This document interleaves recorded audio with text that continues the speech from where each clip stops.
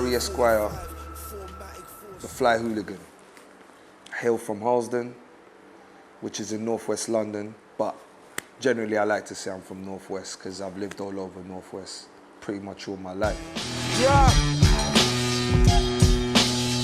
Beat this shit, So, yo. the Fly Hooligan came about from a 3-year plan that I crafted. It took a while for me to get the name, the Fly Hooligan. It took a while for the Fly Hooligan to come about. However, I had the concept, the rhymes, everything down packed. It wasn't until the very last minute I saw a picture of one of my most favorite actors, Ray Winstone, and I thought, shit, man, my guy's got so much swag, but he looks like a Fly Hooligan at the same time. And bam, like that's literally how I came up with the name. He looks like he can break a couple fucking necks. But at the same time, he's smooth with it as well, you know what I mean? So I saw that shit and I was like, yeah, that's the Fly Hooligan. And bam, that's how I came out with that name. Yeah. Beat this shit, yo. So Scum came about, well, before I even get to that, I just want to say Scum is an amazing piece of art that I created with Agor, amazing producer. He's a prodigy in this shit, man. Like, guy's amazing. That came about the very week I discovered the name, the Fly Hooligan. I recorded that project in a week. Originally, it was 9 tracks. I added the last 3 tracks about a few months ago, something like that, which was My Right Arm, Distress Signals featuring Us Kingpin, shout out to Us Kingpin, and the Santi Hini. Scum has a double meaning. As you know, we all know what scum means anyway. However, on the artistic side of things, or the confidence side of things, it's an acronym which translates to Supreme Cut, Untouched Magnificence. It's like there is no other way of describing your dopeness, so to speak, you know what I'm saying? Arrogant, maybe egotistical, hey, so be it, it's art. Fuck it, you know what I'm saying? But Scum is part of where, you know, people tend to look at it as that's where we come from, you know, we come from a place full of grittiness and all that. So that's just the ignorance that I live with, you know, the vulgarity, the freedom of expression, you know, and the freedom of being oneself. And it's for those who can relate to that. It's not for those who don't, and it's not for those who are not mentally ready for that yet, you know, and it's not for those, certainly not for those who are just looking for something to criticize. You can get the middle finger. I mean, I don't give a fuck about that. But I just have to put that out there, you know, because I haven't done an interview in 2 years. So just got to let that be known for those that don't know, and those that need to know. Yeah. Beat this shit, yo. I have two significant art pieces on that album. It's Sean Price and My Right Arm. Sean Price, obviously, dedicated to Sean Price. And My Right Arm, it's a symbol of saying I'm giving my right arm to my children. It's also the arm I write with, you know. It's no deep science, you know what I mean? It's just something which is obvious to me. And even in the first bar of the song, Bright, Delightful Little Lady, that's my daughter's name. That's literally what her name translates to. Nami Etsuki Bibi, Bright, Delightful Little Lady. So that's why that song is significant to me, and it talks about things I've done, which I'm not necessarily proud of, but fuck it, like, I'm human. Express that. Whoever else can relate to that, that's for them, you know. And it's for my daughter as well. Let her know something about her pops, you know, aside from the conversations we're gonna have in the near future. You know what I'm saying? Yeah. this shit, yo. Obviously, because Sean Price played a big part in my life as an artist, in my career as an artist.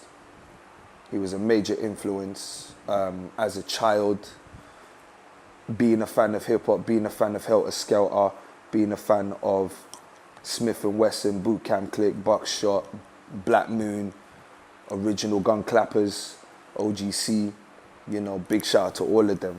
You know what I mean? I'm a Woo baby at heart, no doubt, but Boot Camp Clik, you know, played a big part in my life as well, and most definitely Sean Price and Rottenness Monster, you know what I'm saying? And I met Sean Price, I would say a year after, maybe even the same year that he released Monkey Bars, which literally changed the way underground hip hop is viewed today. He done something extraordinary, like he reinvented himself. He reinvented his style of rapping. He went back to his name. He used to go by Ruckus, and he said, you know what, I'm gonna scrap that. And this is something he personally told me, and I'm pretty sure he's said that in interviews as well. He said, I'm gonna scrap that. I'm gonna roll with my name, Sean Price.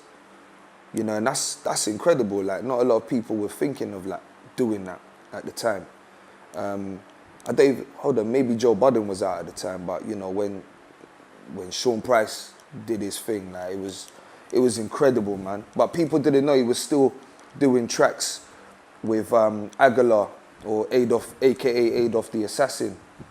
Them two are real tight, like they were real tight. So he was doing a few mixtapes with Aguilar, and he got on the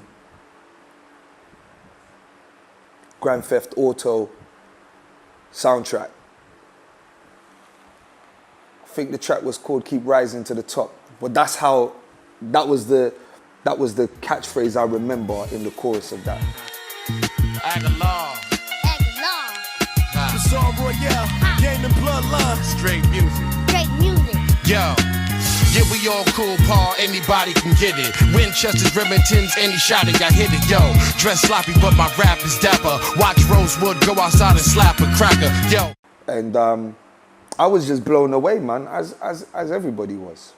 So here we go, like he drops Monkey Bars. A year later, I meet the king, like, you know, and he was over in Fabric with the whole of Boot Camp Clik, except for OGC and representatives. And after the show, Sean Price was backstage in the smoking area, and I just approached him. You know, I was like, I'm a big fan of yours. You know, I know the whole of Nocturnal, Magnum Force Clik. I know all of that shit. I know everything. I was just gassed. Like I was a child. How I even got in there, like, is magic in itself. You know what I'm saying? It goes to show where there's a will, there's a way, innit?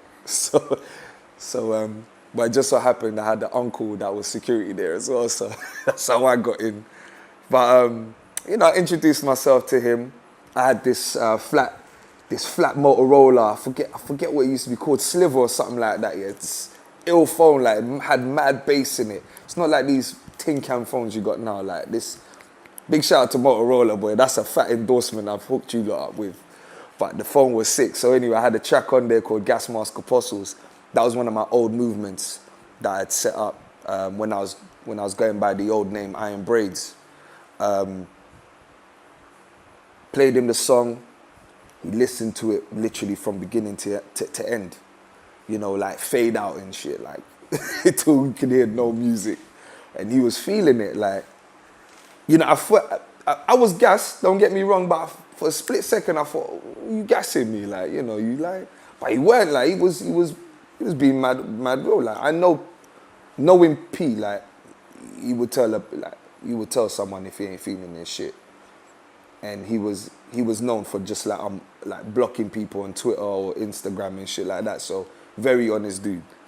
So we politicked for a bit. Asked him if he would like to do a track together, and yeah, man, boom, he was on it. hooked up the following morning at a hotel around the corner from Fabric. He introduced me to DJ Logic. I played them some beats. I think I took a beat CD with me. So Sean and Logic, they were just like surprised because I explained to them I made those beats on Reason 2.5 at the time, I even think it was. They were very impressed. So Sean and I, just before we rolled out to the studio, he introduces me to the rest of the boot camp. Before we rolled out to Chemo's. Chemo's another extraordinary producer and sound engineer. Used to be based in Brixton, but now he's living in Thailand getting that Ong Bak money, you know what I mean? So he's nice. But got around to Chemo's and P just laced me off with like 3 verses just like that. I was like, wow, like, you know. And we also got to talking as well, man. I got to really know P, like I got to really know him. You know, we talked about our parents. At the time, we had both lost our fathers. And I think he had just lost his mum at that time. I can't really remember. However, we were talking about that, having parents and being parents ourselves. And we then touched on the subject of Islam, which I reverted to around that time as well. So I was giving him a thing we call dawah. It's just, in translation, it just means information. So I told him I'll hook him up with a couple of booklets, you know, that breaks down certain things that, you know, we believe. So we talked about that. We talked about Fonte as well, from Little Brother. Like, to me at the time, I just thought he was incredible, man. So P spoke about him, Ninth Wonder. We talked about Ninth Wonder, Aguilar. We talked about Killer Priest, because him and Killer Priest was meant to do a project together, if I'm not mistaken, but it didn't happen, which is a shame because it would have been incredible. Then we talked about a lot of things, man. You know what I'm saying? He definitely went into the big brother mode. Like, dude was offering to buy me hot chocolate and food and like really looking out for me, you know what I'm saying? And I felt that, you know what I mean? Like, it was nice. After we had done that, we kept in touch through the MySpace, going into the Facebook era, which was fucking crazy. And Twitter, obviously. So we kept in touch for a bit throughout the course of the Kimbo Price, Jesus Price releases and every other, like, he was doing like 1 million features, man. But he was also touring a lot. So we didn't get to keep in touch. Too tough. However, we still did. If he ever saw me, he would show me love. You know, kept it moving. Then he dropped Mike Tyson. Again, just killed the game. You know what I'm saying? He just killed the game again with Mike Tyson. The following year, he came over to a spot called Garage in Highbury, Islington, if I'm not mistaken. And I managed to get in through a friend of mine called Mitz, who runs Spread Love Entertainment. I'm in the crowd now, watching my big bro do his thing. Fucking genius he was. He spots me, I don't know how, because there was a shitload of fucking people there, man. It's like, yo, Braydz, what's going on, baby bro? And I'm saying, like, just show me mad love, man. You know, and that was dope. That was dope for me, man, you know. And at the end, I had to go move my car, so I went round to the back of Garage, came out, saw the brother, gave each other our salams, and yes, I do remember correctly, so DJ Snips, PF Cutting from the 90s hip-hop group Blase Blase, shout out to him. He was there. He was Sean Price's DJ at the time. And did I say DJ Snips already? I probably did, but DJ Snips and another brother called Galaxy High. So Galaxy High is also Muslim. He heard me and P, you know, giving each other our salams. We did the traditional Orthodox Muslim greeting, you know, all of that. Galaxy High was taken aback, like, he was like, whoa, P, you're Muslim? And P was like, yeah, man, I'm Muslim. And See this brother here pointed at me. He was like, yeah, man, he's one of the reasons why I'm Muslim, you know?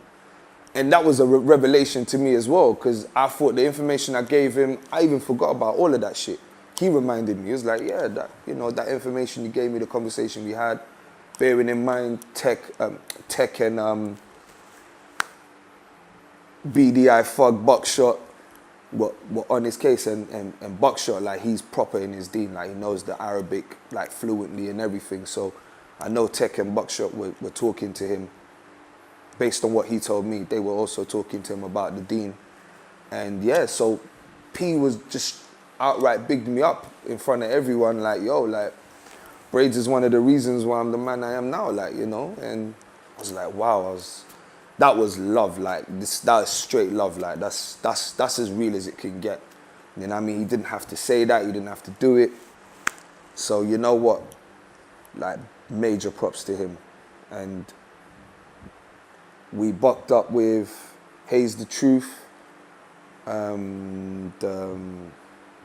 There was Haze the Truth, Mega and Mayhem from SAS as well. So we all roll out to a spot called Tinseltown, which is by Farringdon. That's the original Tinseltown. All my London heads know, like, Tinseltown was the one back in the day. So we roll out there, and funny thing happened where we got into this deep conversation as we always do. But then I had this Galaxy S3 at the time, but the case I had for it was a cassette. But this fucking case was so enormous, like, it was fucking massive. So P spots it and he was like, yo, Braydz, that's the biggest fucking cassette I've ever seen in my life. And then we all just started fucking busting up, like, and he kept going on about it, and I was like, fuck this shit, let me take a picture of you with this cassette tape. And it was just the funniest fucking thing ever, man. Like, just the way he was. He was just so hilarious as well, man. So hilarious. And yeah, man, P meant a lot to me. The last time we met was, I believe it was the year before. He died, he passed away. It was at Jazz Cafe. So I'm rolling up to Jazz Cafe. He's outside and he spots me from afar. I don't even know how the fuck he saw me so far away. He was like, what up, Braydz?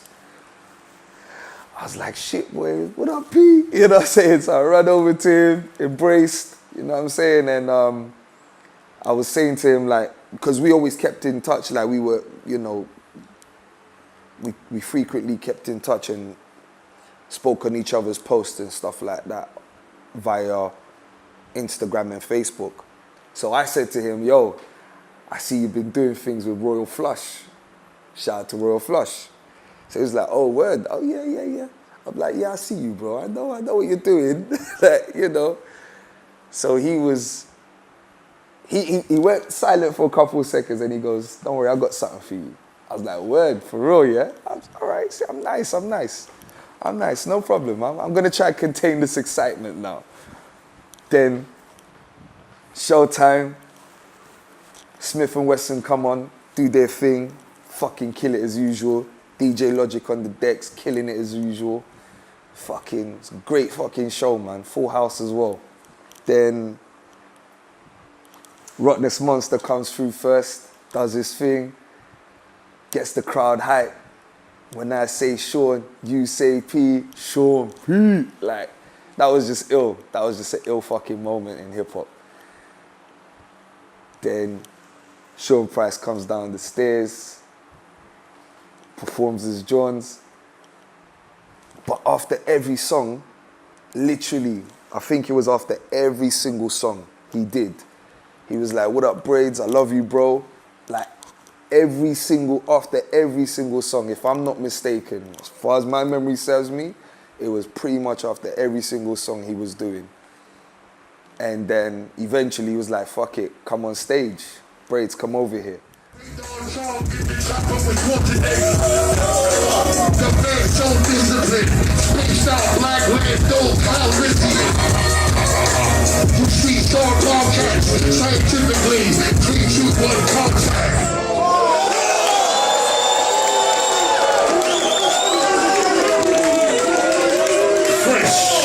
Yes, sir. I'm around, nigga. You already know that. That's true. That's true. That's why you're president. Dope moment in my life, anyway. Like that's definitely a moment I'll never forget, and I'm glad one of my fans, and obviously a fan of P, who was there in the audience, managed to capture that moment. So it was beautiful, man. It was definitely a beautiful time in my life. You know what I'm saying? P was a legend, you know, and it would be an insult. It would be an insult for someone to have such an influence in my life and for me not to big them up. You know, you got your mother and your father. I've done that.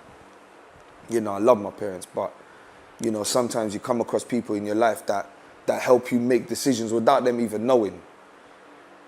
You know, they help you in ways you just don't understand at the time. You just don't even know. And that's what P did for me, you know what I'm saying? So I felt I owed him that.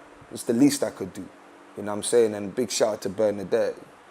Such a queen, like, you know, she's held him down and she deserves that big up as well, you know. And for any woman that does that for their man, you know, just be so supportive of their dream and their passion.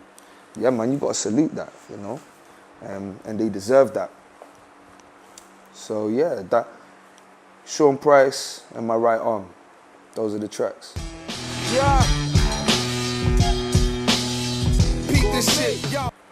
2017, so far, left. 27th October, we got Scum dropping. January, February, we dropping 2 EPs as well. One's titled Roman Abramovich, the other one's titled Listen for the Names. Got another project dropping with Uncle Tim as well. I would estimate that will probably drop in April, May times. Then definitely Scum 2, you know what I mean? Like that has to come through. Scum 2 is done already, but yeah, that's gonna come through. Then Scum 3, man. For the later part of 2018, Scum 3. And in between that as well, Gourmet Deluxe will be releasing projects from Big Ghost, the likes of Big Ghost. And God willing, Tesla's Ghost as well, and Ray Vendetta. That's my fam, you know what I mean? I always want to look out for them. More videos of Rings of Saturn, the Osiris as well. The team is massive, and we're putting in a lot of work. And I'm surrounded by amazingly talented geniuses. So, yeah, man, it doesn't stop. We've got a lot coming.